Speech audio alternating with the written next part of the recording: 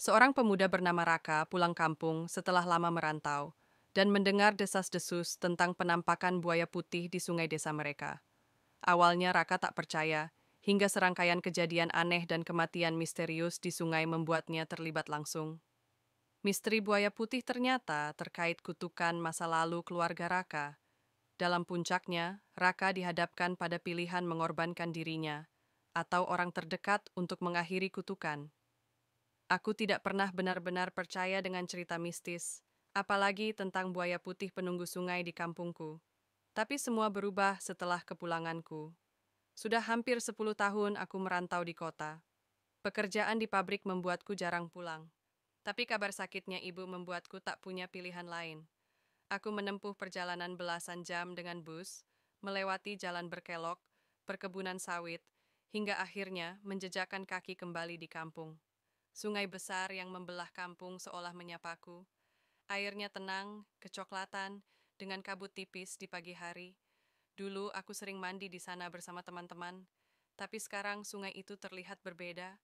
Ada rasa dingin yang aneh setiap aku memandangnya. Sesampainya di rumah, ibu menyambutku dengan wajah lelah.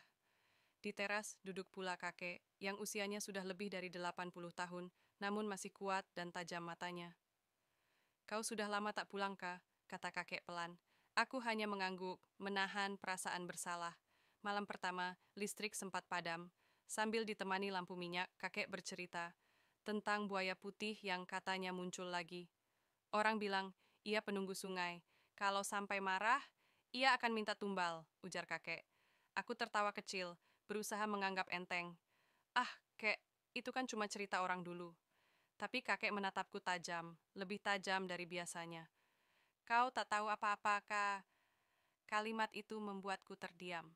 Keesokan harinya, aku bertemu lagi dengan sahabat lamaku, Bagas. Kami berjalan menyusuri tepi sungai, tempat dulu kami sering memancing. Kak, kau dengar tentang buaya putih itu? Tanya Bagas. Aku mengangguk. Orang-orang bilang dia muncul lagi 2 minggu lalu.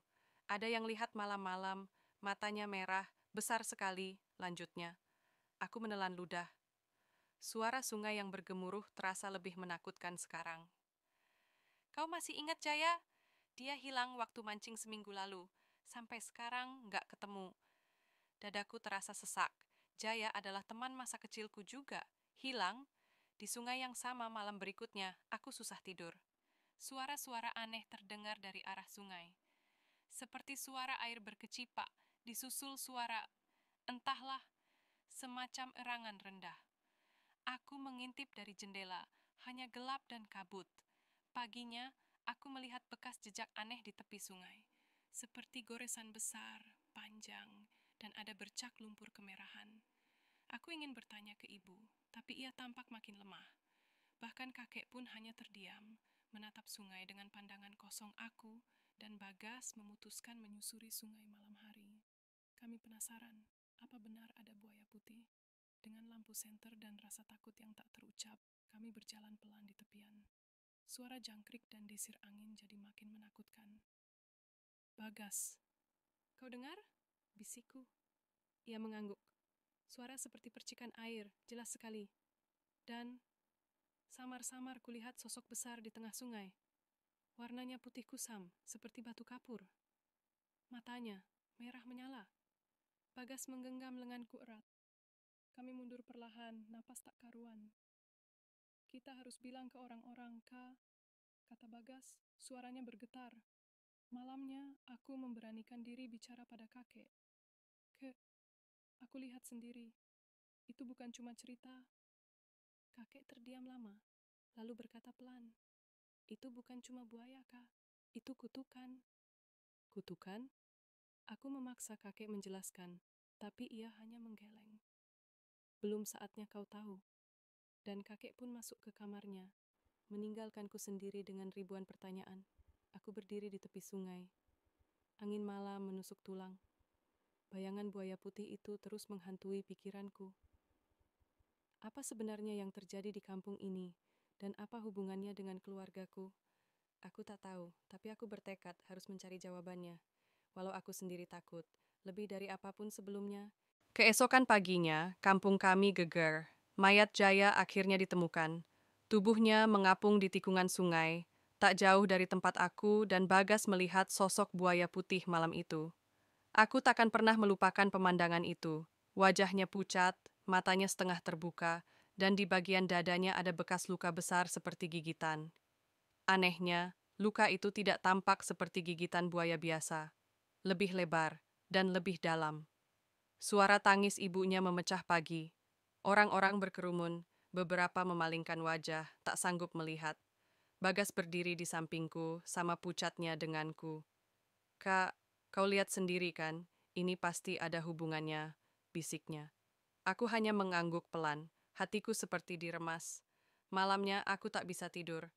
Akhirnya aku mengetuk pintu kamar kakek. Aku harus tahu, kataku, suara tercekat. Kakek menatapku lama, wajah keriputnya tampak lelah, seperti menyimpan beban bertahun-tahun. Baiklah, desahnya. Tapi kau harus janji, jangan ceritakan ini ke siapapun.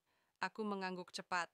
Dulu, sebelum kau lahir, kampung kita pernah dilanda banjir besar. Banyak orang meninggal. Saat itu, orang-orang bilang ada seekor buaya putih muncul. Konon, ia penunggu sungai yang marah. Aku menelan ludah, tak berani menyela. Beberapa orang pintar bilang, buaya itu bukan hewan biasa.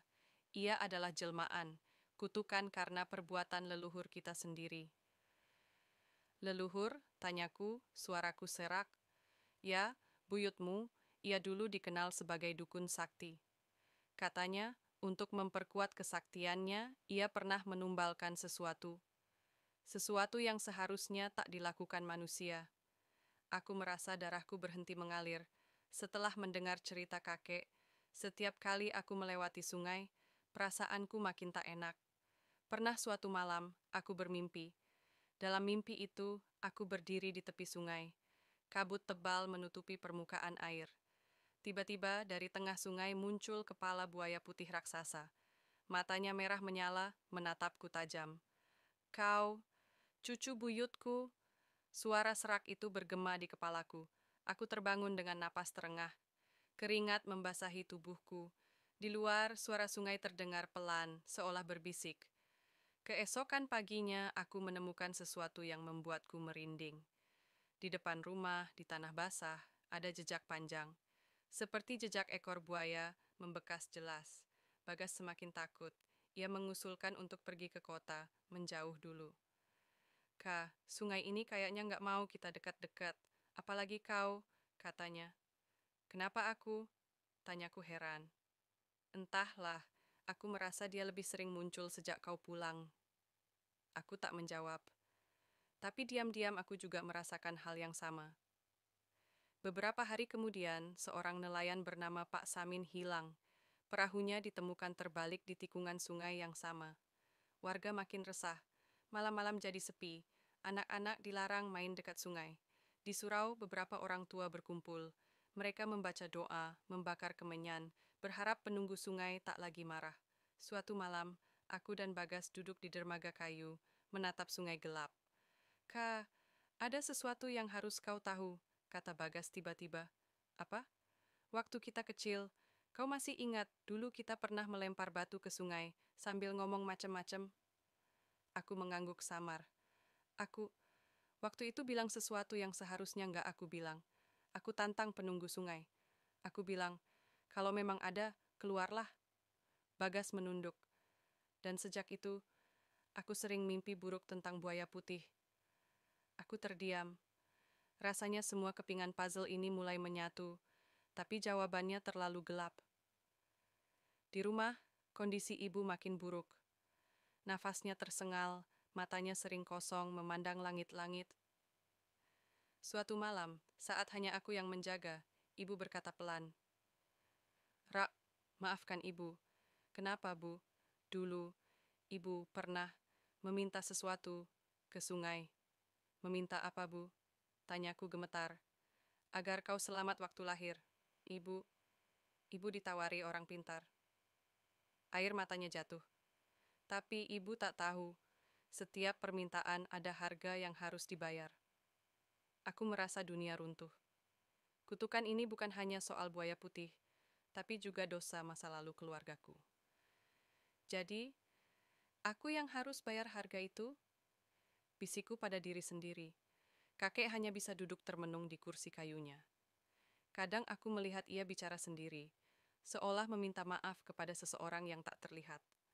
Malam-malam, aku mulai dengar suara-suara. Kadang suara seretan rantai, kadang suara erangan berat, kadang juga terdengar suara tawa kecil yang justru lebih menakutkan.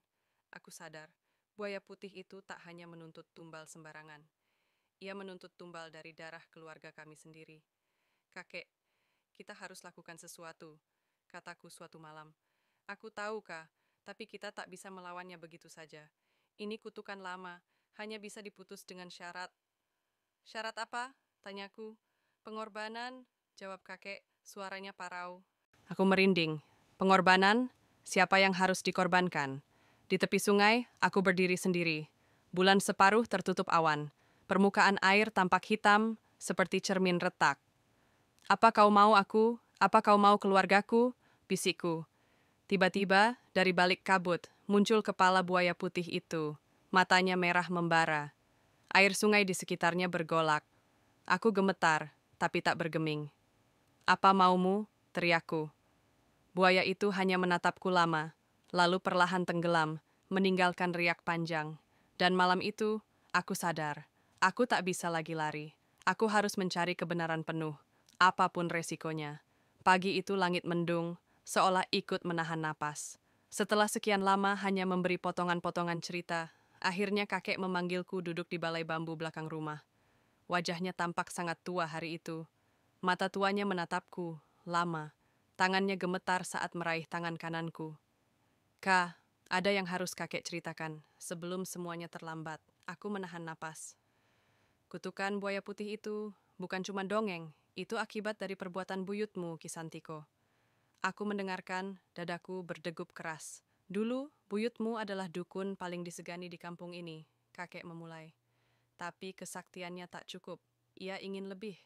Dia ingin dihormati sebagai orang paling kuat sepanjang masa. Suara kakek bergetar. Pada malam tertentu, ia melakukan ritual terlarang. Ia menumbalkan darah anaknya sendiri, anak kandungnya, ke sungai, demi kesaktian. Dadaku terasa sesak, seolah ada beban berat menindih. Ritual itu berhasil, buyutmu jadi sakti luar biasa. Tapi harga yang harus dibayar. Sungai ini meminta darah keturunannya setiap beberapa puluh tahun. Air mata menggenang di mataku.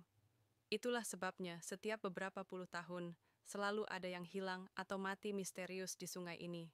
Selalu dari garis keluarga kita. Kakek menghela napas panjang. Kau masih ingat pamanmu, Rendra? Aku mengangguk. Ia meninggal tenggelam saat aku masih kecil. Dia juga korban, Kak. Dan sebelum Rendra, ada kakak-kakek yang juga hilang di sungai. Suasana sunyi. Angin seolah ikut berhenti. Dan sekarang, waktunya sudah mendekat lagi. Penunggu sungai menuntut darah dari garis keturunan Ki Santiko. Aku menahan gemetar. Dan aku adalah keturunan langsungnya, bisikku. Kakek hanya mengangguk, lemah. Malam itu aku duduk lama di tepi sungai. Airnya hitam, beriak pelan. Aku memejamkan mata, mencoba bicara dalam hati. Apa kau hanya ingin darah? Atau ada yang kau tunggu? Tak ada jawaban. Hanya suara air dan desir angin membawa bau lumpur. Bagas datang, menepuk pundakku. Kak, kau yakin mau terusin ini? Bahaya. Bagas, kalau aku lari, kutukan ini nggak akan berhenti. Bisa saja ibu atau nanti anakku yang jadi korban. Bagas menunduk. Aku nggak akan biarin kau sendiri, Kak. Atas saran Bagas, kami menemui seorang dukun tua di kampung sebelah, namanya Mbah Wiryo. Rumahnya sunyi, penuh bau kemenyan. Ia duduk bersila di lantai, matanya tajam meski sudah renta. Kau cucu Santiko, katanya begitu melihatku. Aku terkejut. Mbah, apa ada cara memutus kutukan ini? Mbah Wiryo terdiam lama, menatap api kecil di depannya. Kutukan darah hanya bisa diputus dengan dua cara. Kau berkorban, atau kau bayar dengan sesuatu yang sama berharganya. Sesuatu? Seperti apa, Mbah? Tanyaku. Jiwa, darah pengganti, Atau benda pusaka yang mengikat kutukan itu? Kakek kemudian mengaku, buyutku dulu memang meninggalkan keris pusaka, disimpan jauh di dasar tanah, di bawah rumah tua dekat sungai. Itu keris yang dipakai dalam ritual pertama. Konon, selama keris itu ada, kutukan akan tetap ada, kata kakek. Aku, Bagas, dan kakek sepakat kita harus menemukan keris itu. Malamnya, kami bertiga pergi ke rumah tua itu. Rumah panggung reot ditinggalkan sejak zaman kakek muda. Angin menderu, membuat dinding kayu berderit menyeramkan. Dengan cangkul kecil dan senter, kami menggali lantai tanah di bawah rumah tua. Suasana mencekam. Senter beberapa kali meredup. Angin dingin seperti mengusap tengkukku. Kak, cepat, desis Bagas. Tak lama, cangkulku membentur benda keras. Kami gali lebih pelan, dan akhirnya kami melihatnya. Sebuah peti kayu kecil hitam, penuh ukiran aneh. Aku membuka pelan, di dalamnya tergeletak keris tua, besi hitam berlekuk, berbau amis seperti darah lama. Saat aku pegang, dadaku berdebar makin kencang. Ini dia, bisik kakek. Tiba-tiba, angin bertiup lebih kencang. Suara seperti erangan berat terdengar dari arah sungai. Kami bertiga saling pandang, wajah pucat. Dia tahu kita menemukan keris ini, gumam kakek. Bagas menahan lenganku. Kak, kita harus cepat. Tapi langkah kami terhenti. Dari tepi sungai, di antara kabut, muncul kepala buaya putih. Matanya merah, menatap kami. Air sungai bergolak hebat, seperti amarah yang lama disimpan. Aku gemetar, tapi tak bisa berpaling. Kak, kalau kau musnahkan keris ini, mungkin kutukan bisa berakhir. Tapi ada resikonya, kata kakek pelan. Resiko apa? Buaya putih itu akan murka. Dan bisa jadi, dia akan mengambil tumbal saat itu juga. Aku menelan ludah. Atau, lanjut kakek, kau serahkan keris itu kepadanya. Mungkin dia hanya menuntut pusaka, bukan darah. Bagas menatapku. Kau yang putuskan, Kak. Aku berdiri, menggenggam keris tua itu erat. Kabut makin tebal, suara air makin kencang. Buaya putih itu makin dekat. Apa yang kau mau, darahku, atau benda ini? Teriakku. Buaya itu menatapku tajam. Entah kenapa, aku merasa ia menunggu jawabanku. Di satu sisi, aku ingin memusnahkan keris ini dan bebaskan keluarga kami. Di sisi lain, aku takut. Apa yang akan terjadi jika aku melakukannya? Aku berdiri di tepi sungai, keris di tangan, buaya putih di hadapanku. Dan aku tahu, apapun keputusanku, malam ini akan mengubah segalanya. Selamanya malam itu, aku berdiri di tepi sungai. Keris tua penuh kutukan ada di tanganku. Kabut semakin tebal, angin semakin dingin. Buaya putih itu muncul dari air, besar, matanya merah menyala. Bagas dan kakek berdiri beberapa langkah di belakangku. Semua terasa seperti mimpi buruk. Apa yang harus kita lakukan sekarang, Kak? Bisik Bagas, suaranya gemetar. Aku menelan ludah. Kita tunggu. Lihat apa dia hanya menginginkan keris ini. Tapi buaya putih itu tak berhenti. Perlahan ia merayap lebih dekat ke tepi sungai. Setengah badannya keluar dari air. Tubuhnya besar, sisiknya seperti marmer putih kotor, penuh bekas luka. Napasnya terdengar berat, seperti geraman rendah. Saat ku pegang keris itu, telingaku seperti mendengar bisikan, suara samar, entah tangisan atau erangan. Dan tiba-tiba kulihat dalam benakku, bayangan Kisantiku, buyutku, berdiri di tepi sungai dengan wajah keras. Darahmu akan selalu menebus dosaku. Suara itu bergaung di kepalaku. Aku terhuyung hampir terjatuh. Bagas menahan lenganku. Kak, kau nggak apa-apa? Aku mengangguk pelan, meski lututku gemetar. Aku akan melempar keris ini ke sungai, kataku pelan. Kakek menatapku, matanya penuh keraguan. Kau yakin? Tanyanya. Kita harus coba, kek. Mungkin memang ini yang diinginkan. Aku mengangkat keris itu tinggi-tinggi, menatap buaya putih yang berhenti di pinggir air. Kalau ini yang kau mau, ambillah, teriakku. Keris itu kulempar kuat ke arah sungai. Benda itu meluncur dan jatuh dengan suara plung keras, menembus permukaan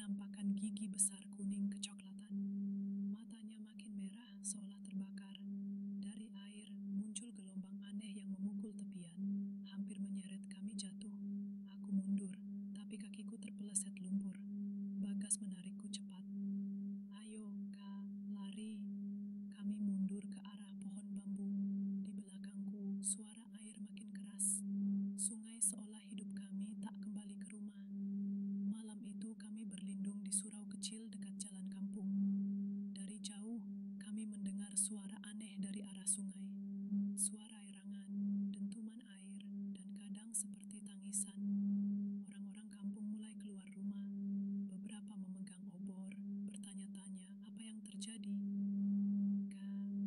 Kau yakin buaya itu marah karena keris itu? Tanya Bagas. Entahlah, atau mungkin dia mau darahku, bukan keris itu. Bagas terdiam, wajahnya pucat. Kalau begitu, apa kau akan? Tidak, aku nggak akan menyerah begitu saja, Gas. Kataku cepat. Dalam hati aku tahu. Keris itu bukan jawaban. Sejak malam itu, buaya putih itu sering muncul. Pagi, siang, bahkan sore. Kadang terlihat diam di tengah sungai, matanya menatap ke arah kampung. Warga ketakutan. Anak-anak dilarang keluar. Nelayan tak berani melaut. Di tepi sungai, beberapa orang menemukan sisa-sisa ikan mati, bangkai ayam, bahkan satu bangkai kambing dengan luka besar. Seolah penunggu sungai menuntut sesuatu atau memperingatkan kami.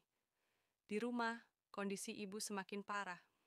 Nafasnya berat, kadang mengigau, menyebut nama buyutku, kadang menangis dalam tidur. Rak, tolong, maafkan ibu, bisiknya. Air mataku jatuh. Ibu, ini bukan salah ibu, jawabku, meski suaraku serak. Kakek juga tampak lelah. Matanya sering kosong memandang sungai. Bagas menemaniku hampir setiap hari. Kah, kutukan ini terlalu kuat, katanya. Aku tahu, Gas, tapi kita harus selesaikan. Kita nggak bisa biarin begini selamanya. Aku mencoba mencari tahu lebih banyak. Aku mendatangi rumah Mbah Wiryo lagi. Mbah, ada cara lain?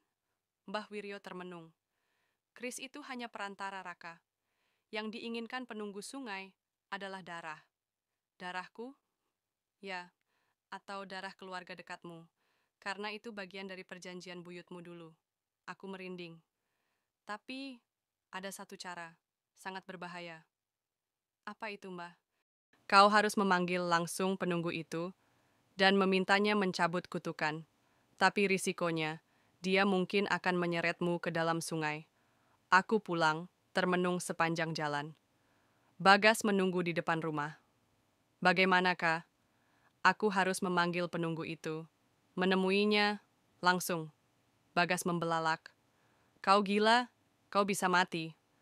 Kalau tidak, kutukan ini nggak akan selesai. Dan nanti ibu atau anakku suatu hari akan jadi korban.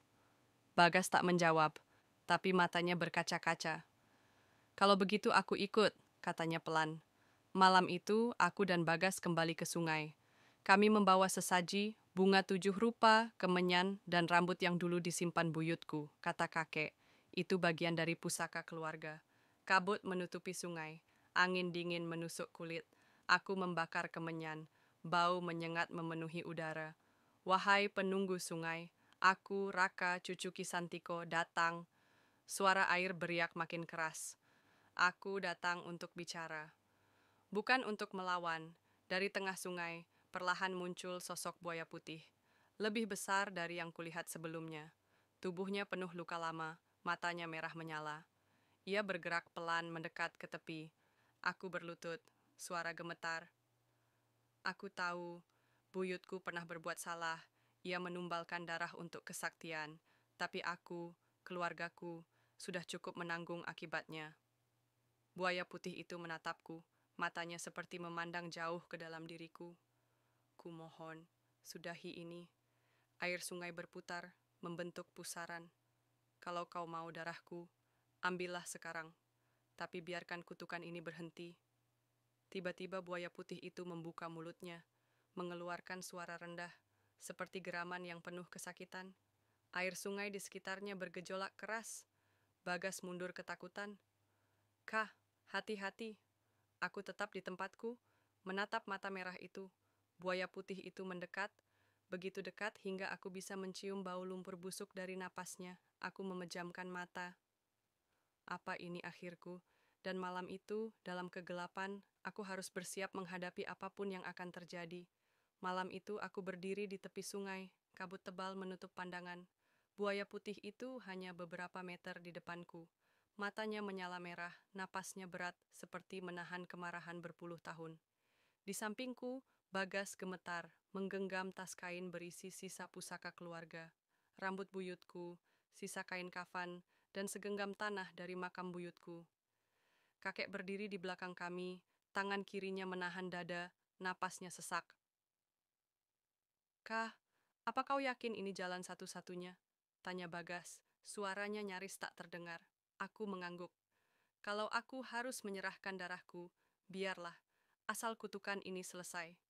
Kakek membuka kain putih yang dibawanya. Di dalamnya ada dupa, bunga 7 rupa, dan mangkuk kecil berisi air sungai yang sudah dicampur minyak wangi. Dulu, buyutmu memakai ritual ini untuk meminta kekuatan, kata kakek dengan suara parau. Sekarang, kita akan memakainya untuk memohon pengampunan. Aku berlutut, memejamkan mata. Bau kemenyan makin menyengat. Angin malam makin dingin, menusuk sampai tulang. Wahai penunggu sungai, ucap kakek, suaranya berat.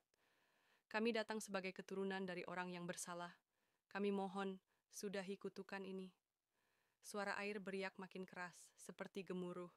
Dari dalam kabut, terdengar lagi suara erangan panjang yang membuat bulu kuduku berdiri.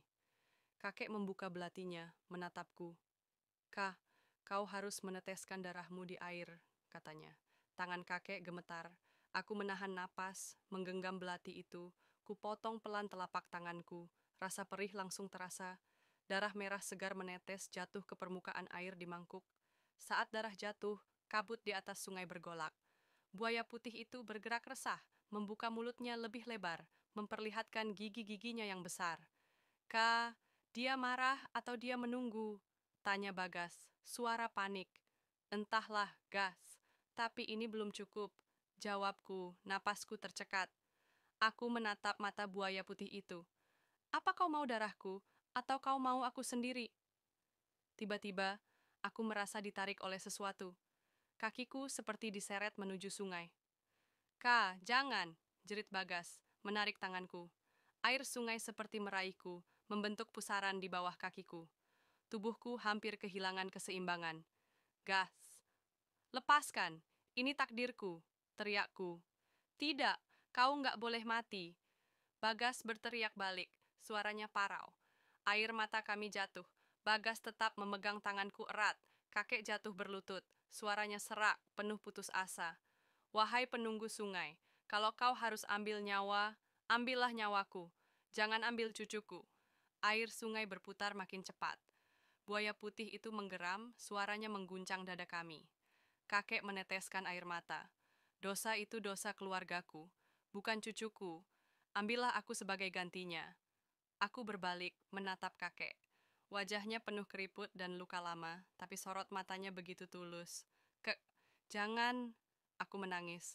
Tapi kakek hanya menatapku sambil menggeleng pelan. Ear tip sini balai buaya putih itu bergerak cepat. Badannya menghantam air, menciptakan gelombang tinggi. Kakek berdiri di tepi air, tangannya terentang. Ambillah aku, sudahi ini. Dalam hitungan detik, buaya putih itu menerjang. Air terciprat, menenggelamkan kakek dalam pusaran. Kakek! Jeritku. Bagas menarikku mundur. Kami jatuh di tanah basah. Air sungai bergolak keras, seolah menelan sesuatu, dan perlahan tenang kembali. Air sungai kembali mengalir pelan. Kabut perlahan menghilang. Buaya putih itu tak lagi terlihat. Hanya permukaan air yang bergelombang kecil, memantulkan cahaya bulan. Kek, bisikku, suaraku serak. Bagas merangkulku. Kami terdiam lama. Perlahan aku bangkit, menatap sungai. Tak ada lagi suara geraman. Tak ada lagi pusaran. Hanya sunyi. Kami tunggu lama. Tapi kakek tak muncul kembali. Air mataku tak terbendung. Bagas juga menangis. Malam itu, aku kehilangan orang yang paling aku hormati. Tapi, entah bagaimana, di dadaku ada perasaan lain. Perasaan bahwa sesuatu telah selesai. Gas, kau perhatikan? Bisikku. Apa? Sunyi sekali, tak ada lagi rasa dingin itu. Tak ada suara-suara aneh. Bagas mengangguk pelan. Mungkin, ini sudah berakhir, Kak. Keesokan harinya, tubuh kakek ditemukan mengambang, tak jauh dari tikungan sungai. Wajahnya tampak damai. Seolah ia tahu, kematiannya adalah pengorbanan untuk mengakhiri sesuatu yang jauh lebih besar. Orang-orang kampung membantu memakamkannya. Tangis ibu pecah. Aku menahan tangis di samping makam, dada terasa kosong. Maafkan aku, Kek, bisikku di atas pusara. Sejak malam itu, buaya putih tak pernah lagi muncul. Sungai kembali tenang. Tak ada lagi nelayan hilang. Tak ada lagi hewan mati dengan luka misterius. Ibu perlahan sembuh. Tidurnya tak lagi diganggu mimpi buruk. Bagas kembali membantu ayahnya memancing. Anak-anak kampung mulai berani bermain di tepi sungai. Dan aku masih sering berdiri di tepian, memandang air kecoklatan itu. Apa kau sudah pergi? Atau hanya tidur? Tanyaku dalam hati. Suatu malam, aku bermimpi. Kakek berdiri di tepi sungai, tersenyum. Kak, kau sudah melanjutkan apa yang tak bisa kakek selesaikan dulu. Apa kutukan itu sudah hilang, kek? Tanyaku. Sudah, tapi selalu ingat, keserakahan manusia meninggalkan jejak panjang. Jangan ulangi kesalahan leluhurmu. Aku terbangun dengan air mata mengalir, tapi ada rasa lega di dada. Seolah beban yang lama kupikul sudah terangkat. Sekarang, setiap kali aku berdiri di tepi sungai, aku hanya melihat air yang mengalir tenang. Kadang angin membelai wajahku, membawa bau lumpur dan dedaunan. Bagas sering menepuk pundakku. Kak, kau sudah selamatkan banyak orang. Aku mengangguk, tapi jauh di dalam hati, aku tahu, bukan aku yang menyelamatkan. Itu semua karena pengorbanan kakek, dan karena akhirnya kami mau mengakui kesalahan masa lalu. Buaya putih itu mungkin tak sepenuhnya jahat. Ia hanya penjaga keseimbangan, dan kini ia sudah tenang.